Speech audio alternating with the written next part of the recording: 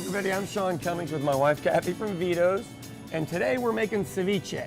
Now ceviche, yes. My story on ceviche is the first time I ever had it in Mexico, I didn't really know what it was, and the waiter told me it was a specialty of the house, and when it came out I ate it.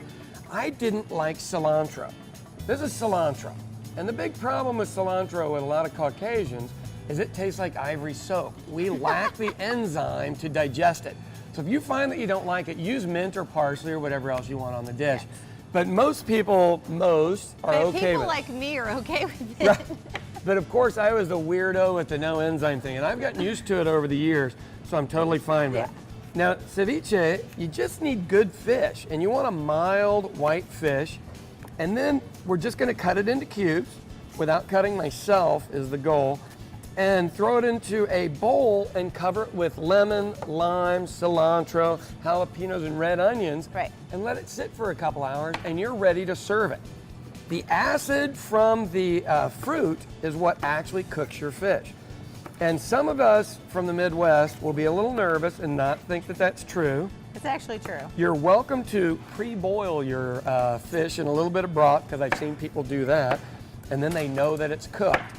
But you know, I grew up, and on Fridays, my mom used to serve us Mrs. Paul's fish sticks. I was gonna say, did your mom cook ceviche? And her Mrs. Paul's fish sticks, she didn't think were cooked enough, so we'd go an extra 20 minutes on that stuff and wonder why nobody wanted to eat it. That's why there are so many chefs in his family. It's because the food was so bad. So bad. Aw, I'm sorry, honey. It's okay. She didn't mean any harm by the whole thing. Okay, so I've got about a pound of fish in there. I'm gonna go ahead and get my cilantro chopped up here, and Cathy is doing the jalapenos on the other side. And literally, all this stuff just gets thrown in together, and it works out just fine. Now, the lemons and limes don't have seeds in them, so you can just do those and squeeze them over the top. Lemons do have seeds, so what do we need to do differently with the lemons? Oh, you know what? I'm gonna let you do the lemons. I'm gonna do the limes. She's a hater. Red onions for this lovely dish. Imagine what your hands smell like after this one. That's why I'm wearing the gloves. So, the lemons, do them this side up, and you can keep the seeds from going in. Woohoo! It actually works out really, really, really That well. does. You were amazing with those limes. She could work at Sonic. She's so good at it. Make some limeades. All right, now, really and truly, you're just trying to get this thing all coated in this stuff. Let me have a couple more lemons at this point so we can balance the flavor.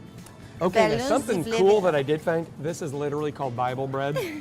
The real thing. I've never seen it before, but I had to use it. Now we are gonna... With dill. Yeah, with dill. We're gonna have cilantro in here already. Okay. Okay, since I've got juice all over both of my hands, will you salt and pepper me here? Yes. You can't put in enough lemons and limes on this. Right.